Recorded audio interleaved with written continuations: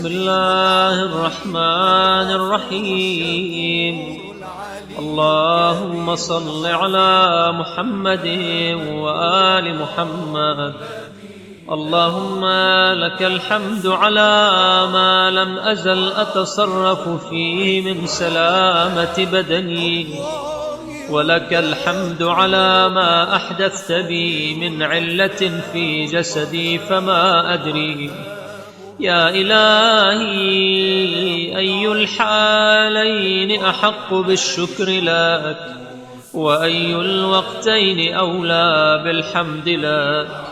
أوقت الصحة التي هنأتني فيها طيبات رزقك، ونشطني بها لابتغاء مرضاتك وفضلك، وقويتني معها على ما وفقتني له من طاعتك، أم وقت العلة التي محصتني بها والنعم التي أتحفتني بها تخفيفا لما ثقل به على ظهري من الخطيئات، وتطهيرا لمن غمست فيه من السيئات، وتنبيها لتناول التوبة، وتذكيرا لمحو الحوبة بقديم النعمة.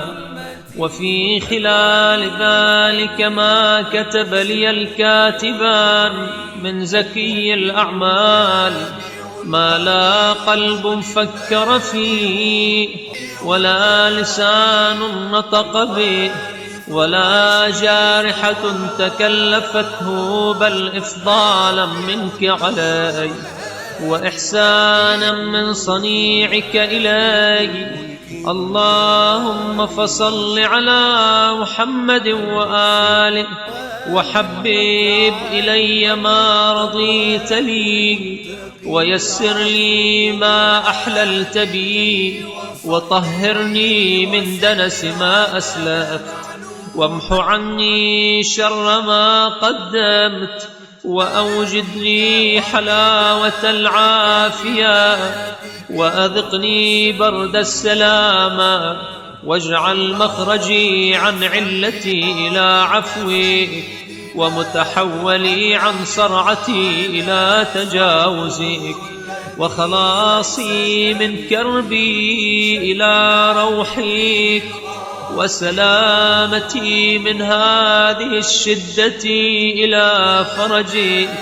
إنك المتفضل بالإحسان، المتطول بالامتنان، الوهاب الكريم ذو الجلال والإكرام. يا